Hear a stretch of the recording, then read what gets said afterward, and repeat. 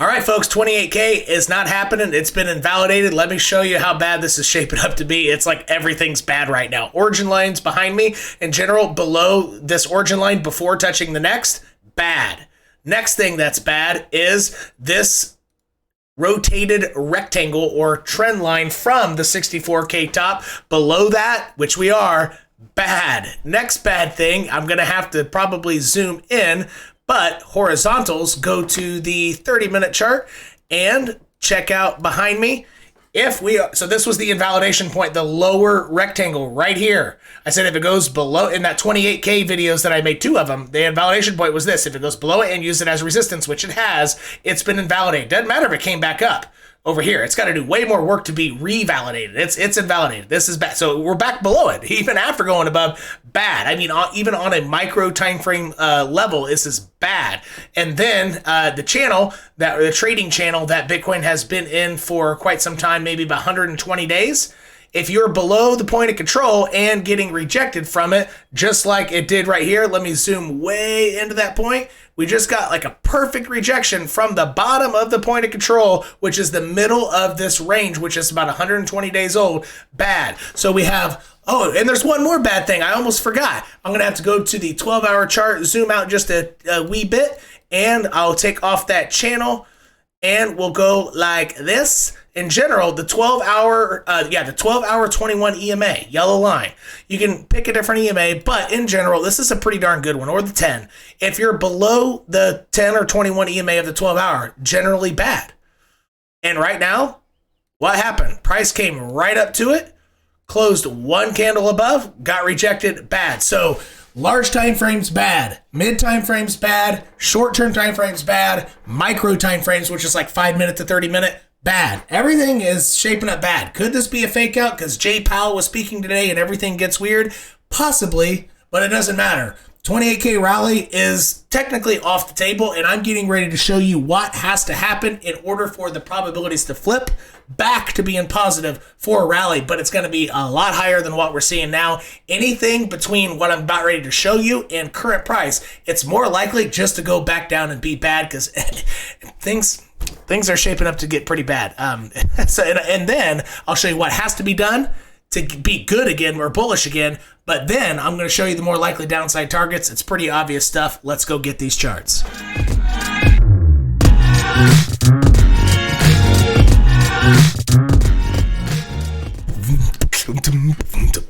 Oh, it's over. Okay. All right. Hi. All right, here we go. 12 EMA, we're not going to start with this. We are going to start with this rotated rectangle here. I think the 12-hour chart should get her done pretty good. You might want to put this on your chart.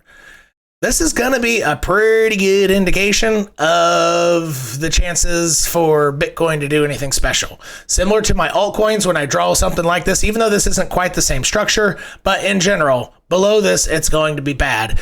Things have a chance to turn around if Bitcoin can get above this channel at any point in the future. It comes down to 13K, then comes up. Okay, that's potentially good, but you might want this. You might want this on here. Just look how I did it. I used the rotated rectangle feature, which if you count from the left-hand side, 1, 2, 3, 4 down, you go like this, and it's the rotated rectangle. Once you find it, you need to star it. It'll show up on your little deal here as a rotated rectangle, and I do it from the 64K top. And I essentially envelop the low of September 30th or October 1st there before Bitcoin blasted to 69 on its fake rally, which was essentially all caused by Plan B and everybody believing things would go up. But big money clearly knew that that wasn't going to be the case. Without Plan B, this never would have happened. It would have been a lower high. It probably would have just been here, actually. None of this would have happened without that. So it fooled a lot of people. Anyway. But it created a lot of opportunity there for about 45, 50 more days. Anyway, so that's all you do. Connect the 64K top. You might want to do this. I'm telling you, like this is going to be massively helpful. So let's zoom in here and see what it's been doing. This is the first challenge for you. I challenge you to put this on your damn chart. All right, and let me even zoom into the 5 minutes so we can appreciate this. Look, this is getting a lot of play. Look at this. Comes up to it, can't get it. Comes up to it, gets rejected. Gets above it, comes back to test it as support, goes back up, falls through it. Comes back up to test it, down. lower low, comes back up to test it, higher low, comes back above it, use it as support. Like this is a damn key line, folks. I mean, and I'm zoomed in on the 5-minute chart. And after you start making lower highs, okay, so high, lower high, each time, where does it come down to? Here, here, here. And where did the big acceleration candle happen? Right at that line. Not a coincidence. Comes back up. What does it get rejected by? The same line. Goes down, comes up, gets rejected by what? The same line. This is a really important channel. I mean, this helps mix like low, mid, micro time frame. Yeah, so micro, short, and midterm time frames all together. This is honestly a beautiful. It's a beautiful rotated rectangle. As weird as that statement sounds, it's the most beautiful rotated rectangle I've ever seen, and it's probably is for you too. And if you say it's not, then you're lying, because you've never seen a beautiful rotated rectangle until today. And I'm blessing you with the presence of my beautiful charts here. So draw this in there and go back if you have to. Pause the video to where I had zoomed out. I highly recommend you try to make it just like mine. All right. And again, you can just see all these wicks playing with it to really hone in on it. All right, now. That's the first thing, but focusing back on I'm going to take that off and just put on these horizontals here. Okay, my invalidation point I had reason to be bullish until Jay Powell's conversation popped up on the Fed calendar, which it was not there 2 weeks ago, but it should have been on there. And once it was clear that he was speaking, things started getting a little weird, and it looks, there's no reason, honestly, to be bullish at this point. Especially after rejection, bunch of rejections, got above, used it as support, lower high, then fell back below. This is almost like a death sentence. Now, first off, I told you I'm going to show you what Bitcoin has to do in order for things to become probable of a bear market rally, a sustained rally that goes 25K, 28K, and the target has to be higher now. It just got invalidated. It's got to do more work. Let's show that first. Here we go. And as we do, make sure that if you haven't checked the Discord community out, where I teach people both TA and how to make money in a bear market, links in the description section of all my videos. I post some bomb-ass charts on Twitter, Cosasverdes with the number 2 for traditional markets, SPX, NASDAQ, Bitcoin, and Ethereum, and some altcoins like Cadena. And if online community is not your thing because you work 14 hours a day, but you want recordings and just snapshots, JPEGs to make, to highly simplify TA so you can have an idea of direction, I post 15 to 30 updates a week for my YouTube tiers, or my higher tier, Cryptillion tier, and I give the recordings from the Discord live chat community for the Cryptillion tier. All right, now, what does Bitcoin have to do to get back to being probable that a rally is going to be sustained? It's going to have to do a mixture with this top horizontal, but also in this.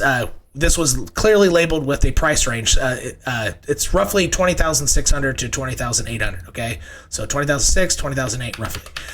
I had it labeled in my last video, but I just took it off because the letters were bumming me out here. Because it doesn't work when you zoom in and zoom out. However, I'm going to put on the daily 10 EMA using the MTF indicator, and I'll go to the day, make this the 10, and my 10s are always red. I'll make it red. And we're going to look at this on the 15-minute chart. 15-minute chart looks good. We can get this whole area here. Bitcoin needs to close 2 daily candles above this line. And why do I say 2? Well, if it comes back above, what's more likely? It's going to get rejected. Comes above for a hot minute. What happens? Goes back down. Closes above for a hot minute. What happens? Goes back down. This is a classic fake out line, and so the reason why I say 2 is because an easy bull trap in a downward market is to have what's called an end of day attack. Doesn't have to be an end of day attack, but that's a very common feature. Traditional markets do 1 hour attacks. Like they heavily focus on 1 hour closures. Ooh, it's insane. But in Bitcoin, it happens on the daily scale a lot, and oftentimes you'll see price in the day just kind of do normal stuff, not a big candle, not a huge red, not a huge green, nothing. And at the last few hours of the day, so New York time from 6 p.m. to 8 p.m., it'll race up and close the candle. It'll race up at the very end of the day, close above, maybe even the next few hours of the next day, so before midnight New York time, go up even higher, and then that's a big red candle and it crashes back down. That's why I say 2 days. You can see right behind me, that's the daily 10 EMA. Last 3 times, it was a fake out. Here, you actually, over this direction, you actually did have a little bit of playable bounce. So that's not a classic fake out. These other two are way more classic. Classic fake outs, I would, if price gets above there, I would think it's more probable to be a fake out, especially if you see price rise up the last couple hours of the trading day candle, of the daily, not your 24 hours, not your clock, but the clock of the daily candle, which is based on 8 p.m. or Greenwich, what is it, Greenwich, roughly London time, I guess, yeah, I don't know. I can't remember. It's a Greenwich or something, but I think it's based off that, right? So 8 p.m., if you see it race up New York time, 6 p.m. to 8 p.m. especially, it's very likely to be a fake out. And it has to do, it comes in, it would be playing with a few other key levels. From a horizontal standpoint, non-trading channels, the daily 10 is crossing into where? This key horizontal, right? It's going to be at the same area. And if I throw on my trading channel, which has gotten the vast majority of all trading volume over the last 110 days, this trading channel here, that would also be the very top of the point of control, which is a common rejection point. See the orange line here? Got rejected, got rejected, got rejected. If I go back a little bit farther, maybe like 60 days, this is a common point for rejection, and so is the bottom of it. It's the point of, it's called the point of control for a reason. It's the third most important line outside the top and the bottom of a trading channel, but it gets a lot more trading action than these as well. So it technically might be actually more important because of the amount of trading volume within the channel that it gets. All right, so everything is aligning. Top of the point of control, A, or number A. So number 1, top of the trading channel. Number 2, this horizontal, and number 3, the daily 10. This would be a classic attack, and you would need 2 daily closures above, 2 of them.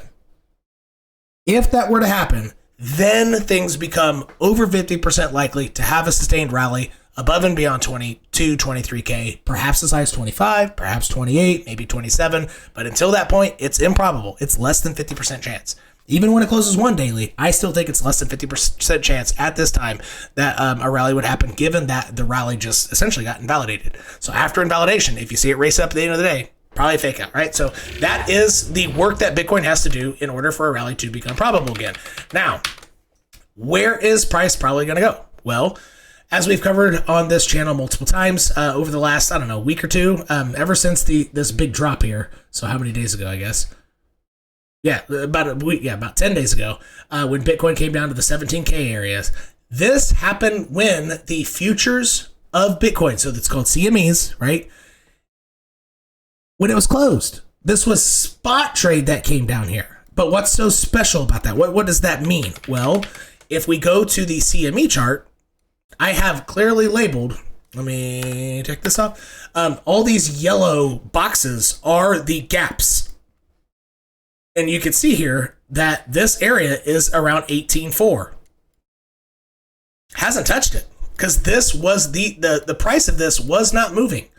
This was essentially turned off. The machine was off. While spot price, which trades 24/7, 365, which is the beautiful thing about Bitcoin, you can always trade on spot, no matter what daytime, as long as you have internet connection.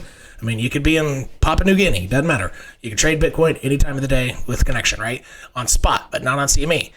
This gap is not filled, and gaps, it's because spot price touched this and got below it without CMEs filling this gap. CMEs, essentially, what's going to happen here is CME is going to be like, hey, it's essentially like you have 2 kids, roughly the same age, like pick a 2-year-old and a 4-year-old or something. And it's like they're both standing together. You get ice cream for one of the kids as the other one's standing there. And you say, here you go. And you just look at the other kid and say, F you, right? That's what Bitcoin spot price did. Spot price got ice cream, but CME didn't. It didn't get any freaking ice cream. It's gonna say, screw you, man. Screw you, Dad. I want some ice cream too. That's the clear area. And so because of the ice cream, I guess, analogy there, it's going to touch it before during the week when CME is trading. How many days left of this week? 2. Does it have to happen this Thursday, Friday? No. But if you see particularly Bitcoin go above that daily 10 EMA that I just covered and that horizontal at the top of the point of control on, let's say, a Saturday or Sunday, and that hasn't been filled yet, this doesn't fill this Thursday or Friday, guess what? That adds to the idea that that's just fake out before it touches this the next week. That makes sense? This is the target, about 18.4. And it's likely going to happen during Monday through Friday when the Bitcoin CMEs are trading. That's it. That's all we got. So we know that the pressure is down right now. A rally's been invalidated. We know when the rally becomes on the table again from a probabilistic standpoint. And until that happens, we have an exact target. So until then, going back to Bitcoin spot price,